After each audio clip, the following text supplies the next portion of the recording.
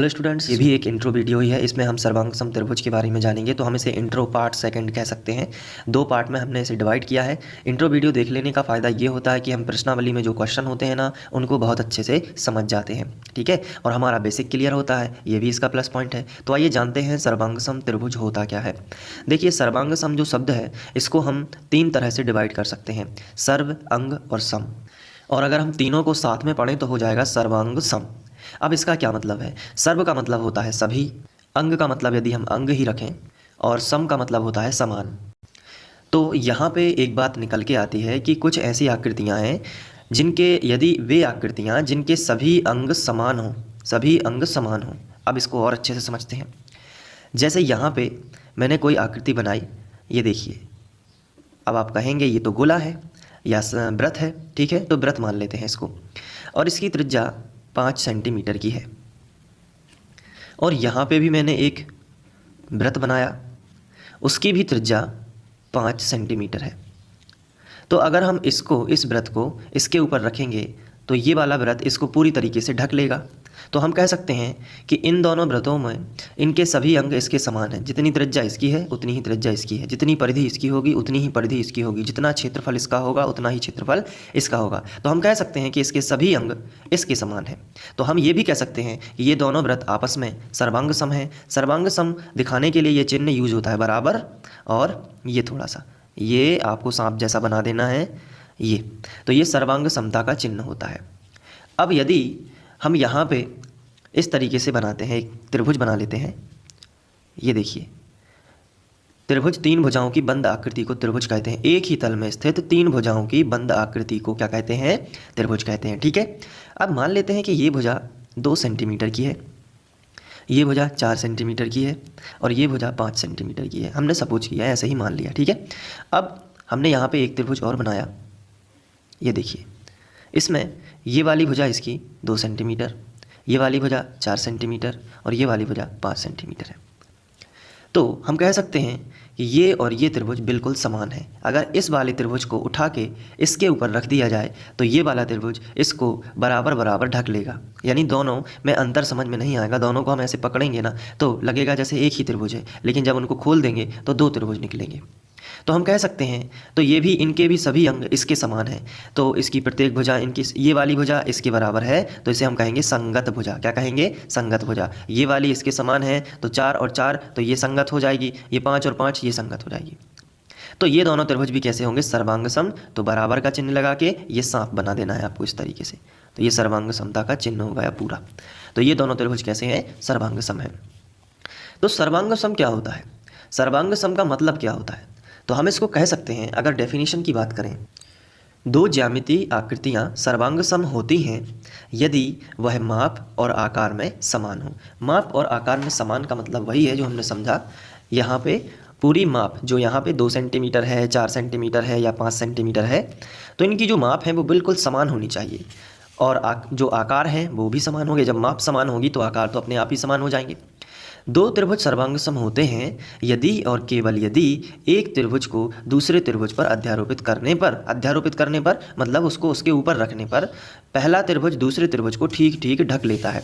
वही चीज़ है कि दो त्रिभुज सर्वांग सम कब माने जाएंगे। अब यहाँ पे हमने त्रिभुज की ही बात क्यों की है? क्योंकि इस चैप्टर का नाम त्रिभुज है, और हम जो सर्वांग समता समझेंगे ना वो त्रिभुजों में समझ रहे हैं, ठीक है। तो यहाँ पे ये बोला गया है कि दो त्रिभुज सर्वांग सम माने जाएंगे कब? जब पहला त्रिभुज दूसरे त्रिभुज को ठीक ठीक ढक ले। ना ज़्यादा, इससे ना बड़ा हो ये वाला त्रिभुज, ना इससे छोटा हो, पूरा बराबर बराबर ढक ले, तो उसे हम क्या कहेंगे? सर्वांग सम त्रिभुज। तो वही है।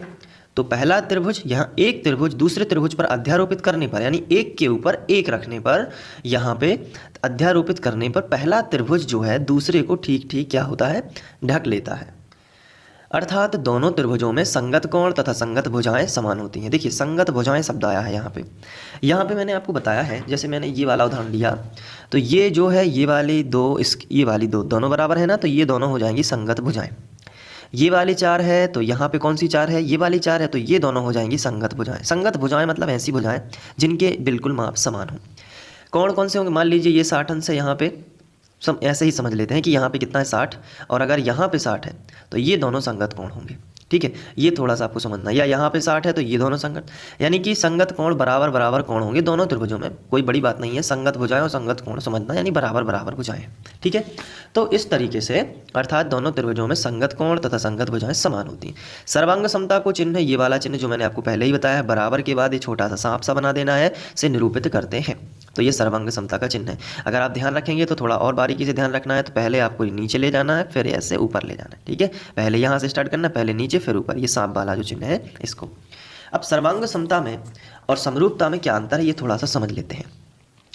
जैसे मैंने यहाँ पे एक त्रिभुज बनाया, ये देखिए, और यहाँ पे एक त्रिभुज और बनाया। ये इसकी जो भुजाएं हैं वो 2, 3 और 4 सेंटीमीटर की हैं।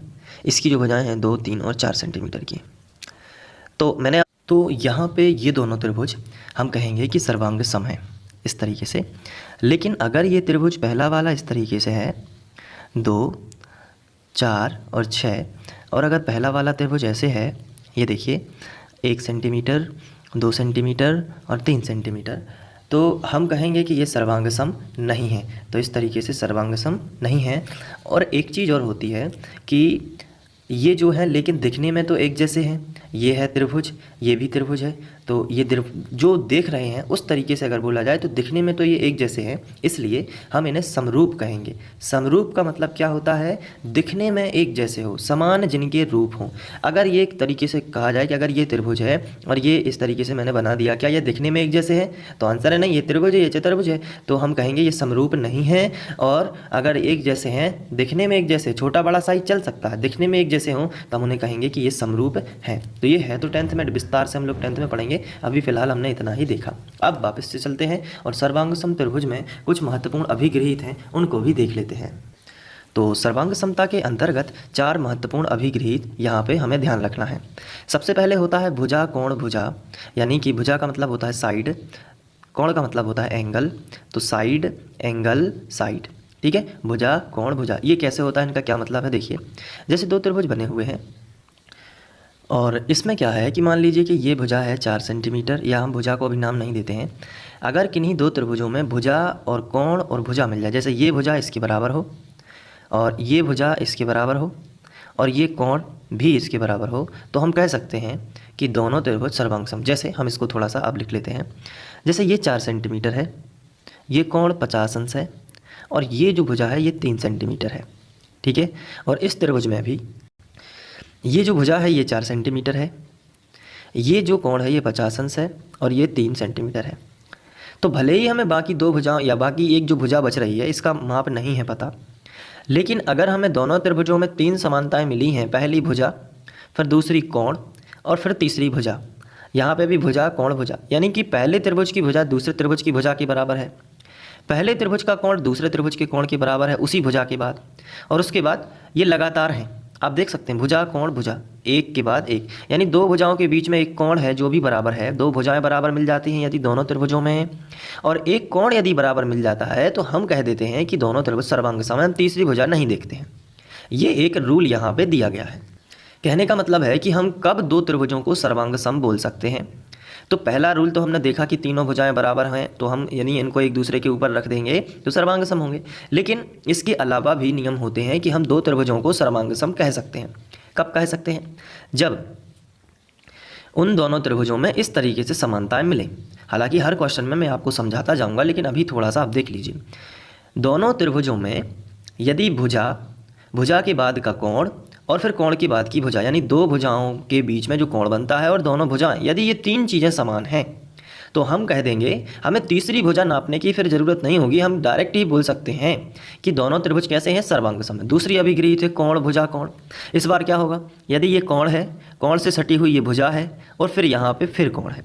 अगर ऐसा है कि कोण भुजा कोण, इस बार क्या पहले क्या था, भुजा कोण, यानी कि 2 भुजाओं के बीच में कोण था। अब 2 कोण के बीच में यदि भुजा है और दोनों कोण बराबर हैं और भुजा भी है, यानी ये वाला कोण इसके बराबर है, ये वाला यदि यहाँ पे 60 अंश है, यहाँ पे भी 60 अंश होता, तो देखिए ये वाला 50 इसके बराबर है। और ये अब भुजा की बात करें, कोण की बात क्या आई, भुजा 3 सेंटीमीटर है तो यहाँ पे भी 3 सेंटीमीटर है, फिर यहाँ पे 60 अंश है तो यहाँ पे भी, तो भी हम कह सकते हैं कि ये दोनों त्रिभुज कैसे हैं, सर्वांग सम है। बाकी चीज़ें नापने की ज़रूरत नहीं है। इसे हम कह सकते हैं कोण भुजा कोण या एंगल साइड एंगल सर्वांग समता। ठीक है। इसके बाद भुजा भुजा भुजा, ये क्या है, तीनों भुजाएं यदि बराबर हो, जो हम शुरू से ही पढ़ते आ रहे हैं कि अगर तीनों भुजाएं बराबर हैं तो भी वो कैसे होंगे, सर्वांग सम। और इसके बाद होता है समकोण कर्ण भुजा, ये केवल जो चौथा अभिगृहित है ये किससे रिलेटेड है, ये केवल समकोण त्रिभुज से रिलेटेड है। अब उसके लिए हम यहाँ पे ऐसे समझ सकते हैं कि जैसे यहाँ पे मैं समकोण त्रिभुज बना देता हूँ, ये 90 डिग्री, एक कोण कम से कम 90 का होता है, ये देखिए ये 90 अंश का हमने यहाँ पे बना लिया। अब यहाँ पे बोला गया है कि समकोण होना चाहिए और कर्ण है, अगर दो यहाँ पे मैं एक त्रिभुज और बना लेता हूँ सर्वांग समता के लिए, ये देखिए। अब इन दोनों त्रिभुजों में सर्वांग समता यदि हमें चाहिए है तो केवल दो चीज़ें पता होनी चाहिए, ये 90 है तो ये भी 90 होगा और कर्ण बराबर होनी चाहिए। तो कर्ण और कोई भी एक भुजा, तो समकोण कर्ण, और यदि मान लीजिए ये 5 सेंटीमीटर है तो इसका भी कर्ण 5 सेंटीमीटर है, ये 90 है, ये 90 है। बस एक और, यदि कोई मान लीजिए ये 2 सेंटीमीटर है और ये भी 2 सेंटीमीटर है, तो दोनों कैसे होंगे, सर्वांग सम होंगे, आधार नापने की ज़रूरत नहीं होगी। तो इस तरीके से हम इनको पढ़ सकते हैं, ये अभी हमने ऊपर ऊपर ही देखा है। अब जब इनके क्वेश्चन जो होंगे इनको हल करेंगे तो अच्छे से समझेंगे। तो आप इसका स्क्रीनशॉट लेना चाहें तो ले सकते हैं सर्वांग सम त्रिभुज के लिए, और इसको अच्छे से अपनी कॉपी में लिख सकते हैं कि सर्वांग समता के 4 महत्वपूर्ण अभिगृहित ये हैं। इसके बाद हम प्रश्नावली शुरू करें।